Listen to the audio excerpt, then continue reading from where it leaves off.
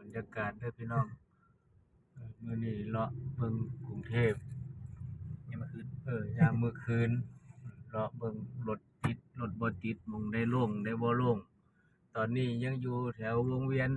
ใหญ่ฝั่งทนตามหลักกะกรุงเทพยามราตรี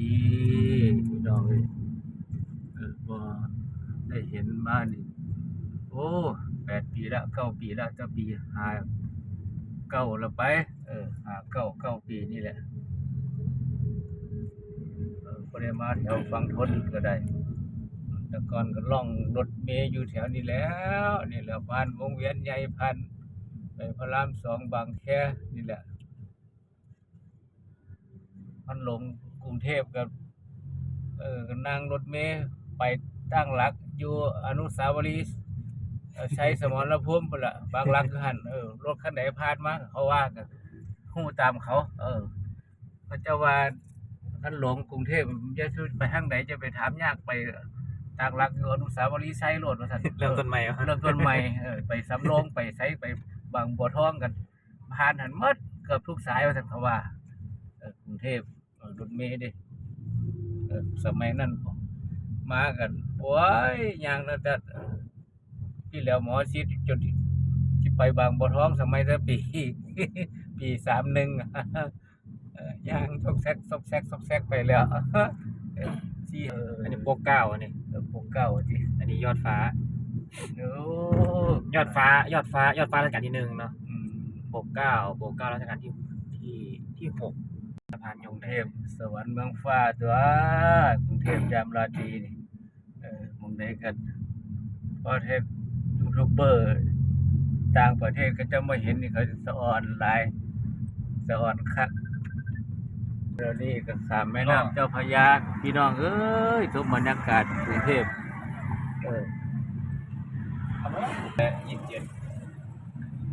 โอ้สุดยอดเลยพี่น้องเอ้ยชมบรรยากาศสองข้างทางไปซั่นล่ะได้มาแล้ว วิธี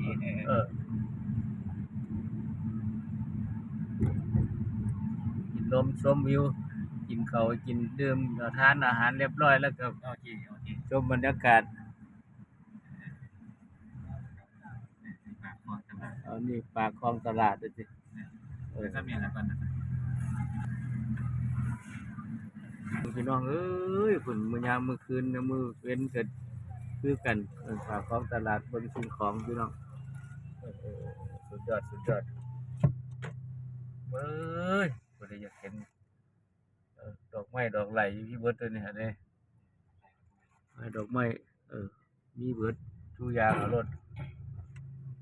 ว่าขายบ่ดีบ่แม่นดอกขายดีคือกัน ขายดีอยู่บ่ขายดีจังได๋มันมีคนซื้อ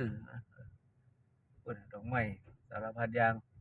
ตาสะอ่อนเด้อพี่น้องเอ้ย Power Market ติมาร์ท Power Mart ฟ้าเวอร์ดอกไม้Power มื้อนี้มาเลาะชมยามมื้อคืนพี่น้องมื้อเว้นบ่ได้รถติดเลยเห็นบ่ บ้านหม้อ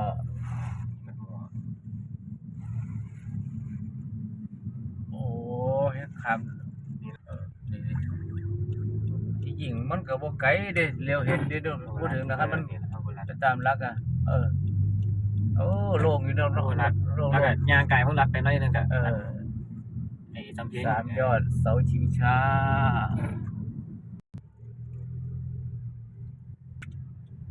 อันนี้เจริญกรุงเจริญกรุงฟังสาธรซะนี่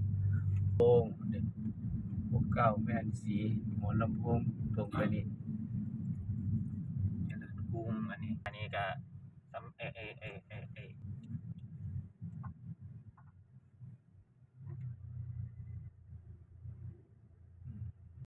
เป็นอยู่ลำโพงนี่วชิระ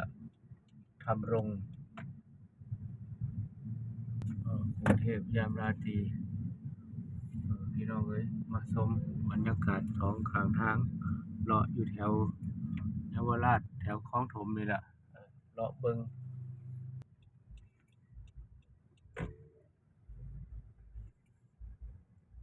เบิ่งเด้อกรุงเทพพี่น้องจังซี่ล่ะนี่เลาะเบิ่งในเมืองหลวงสภาพยามมื้อคืนยามมื้อคืนก็ปานยามมื้อเว้นนั่นแหละ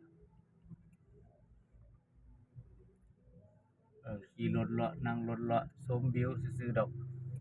มื้อนี้เลาะ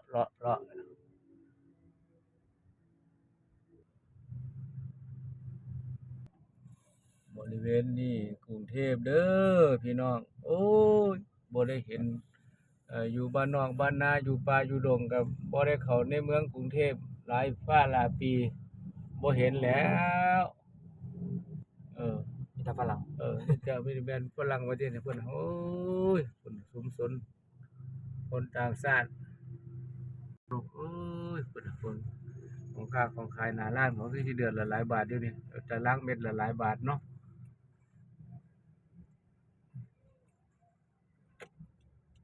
ห้างทองทองใบมีเบิดแล้วทองใบอยู่แต่ลาวเขาว่าเลยยี่เจอลาวก็สะอ้อนคักสะอ้อนแน่เด้อพู้นแหล้วเจ้าก็ได้ในห้างทองหัวเซ็งแห่งสงครามมื้อนี้เบิ่งไปชมไปโซเลกันไปพี่น้องเอ้ยบรรยากาศบ่มีหยังดอกหาชมสองข้างทางฝั่งกรุงเทพและฝั่งทนเพลงพาหุรัตน์แล้วก็นี่ถนนโล่งพี่น้องเอ้ยกรุงเทพยามราตรียามค่ำคืนตึกโดมนี่ก็อยู่บ่รู้นี่ตึกโดมเจ้านี่โดมไปไหนวะตึกห้างนั่นบ่น่ะบ่รู้แปลกติอันนี้ไสนาทเป็นนั่นโซนพม่าติในวันนี้ใจแต่ว่ารู้อยู่ว่าแถวนี้เคยย่างจ่ายมาอยู่ตอนนั้นย่างเลาะมาเบิดเป็นของนี่ครับ จอดพาไว้นี่ติ จอดจักรวรรดินี่ จักรวาลจักรวาล ผ่านมานั่งขายแบกกระดินนี่แหละแต่ว่าแบกดิคนก็ย่างเต็มเลยติมันจะบ่รู้ว่าช่วงนี้มันติดมันหยังบ่เดี๋ยวเขาเจ้ากำลังจัดของลงจัดของแล้วติแล้วก็นั่งรถตู้มาลงสาวรีแล้วก็นั่งรถเมล์มาลงนี่แล้วก็ขากลับกันมายืนหารถขึ้นรถนี่แล้วก็ไปลงบ่กล้ารถม้ารถใหญ่มาไปลงรถไฟฟ้าขึ้นรถไฟฟ้าแล้วก็ไปลงสาวรีก็ตอนไอ้นี่ไปจากนี้โรงพยาบาลกลางโรงพยาบาลกลางด้วยเนี่ยใกล้ๆของเราพวกเลยเนาะเสือป่าพลาซ่าถนนเจริญกรุงแยกเสือป่า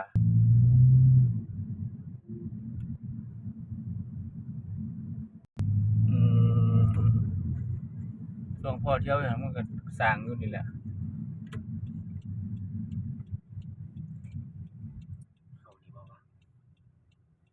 นี่อยู่เยาวราชขึ้นมาวนไปวนมาอยู่นี่แหละมาเลาะเด้อมื้อนี้มาเลาะพญาสายมาเลาะเลาะเบิ่งกรุงเทพ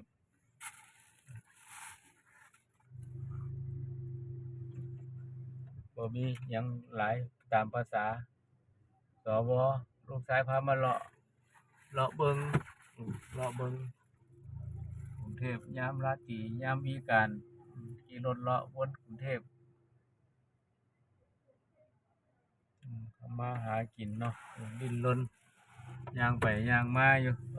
กลับจากงานจากการบ่ล่ะบางคนก็ไปของานยามมื้อคืนบางคนก็เลิกงานบางคนก็มาเที่ยวมาหากินข้าวกินน้ำตัวหาใช้เงินเลยพี่น้องเอ้ยคนซั่นเพิ่นก็บ่ว่าคนล่ะเนาะแคบไม่หมดจอดรถเยาวราช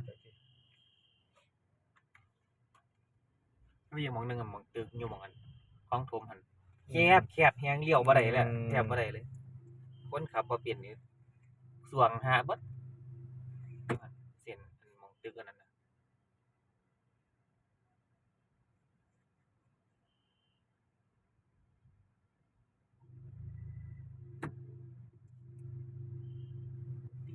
ถตัวมาทางหน้า อื ใกล้ ม ๆบางทีเขาจอดอันรอๆบางหันเมื่อกี้มันนึงกันแหละ บ่หันที่ทางโค้งน่ะ เพราะว่าบางหันเราขี่มาทางนี้ อืม ตอนนี้ลัดซอยเป็นนี่เพราะว่าถ้าไปคุณก็วนไปคุณจอนี่คือเขานี่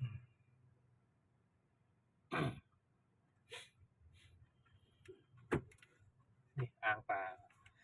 อันนี้มันหยังทุกคนมันปลาหมึกบ่เนี่ยเป็นอันย่างเขา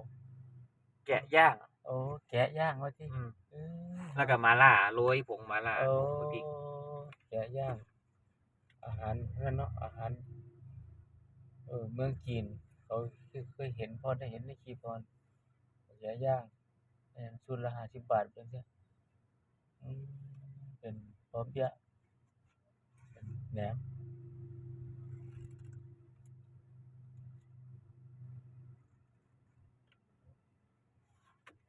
สลาม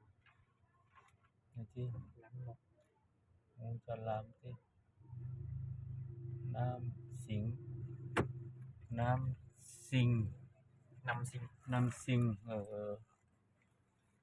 น้ำสิงหูฉลามโอ้ นำซิงซื้อร้านนำซิง น้ำสิงก็หูฉลามขายหูฉลามหูฉลามนี่ก็โอ้ยมันบ่มีแท้ดอกเนาะเดี๋ยวนี้เนาะ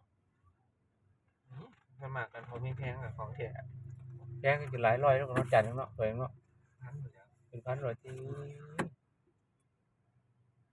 อันร่อยจะมาทำเพื่อนทำอีกไหม หลักร้อยที่ว่าเนาะมันก็สิเบิดหางเบิดโตมันแล่นตัวฉลามก็ได้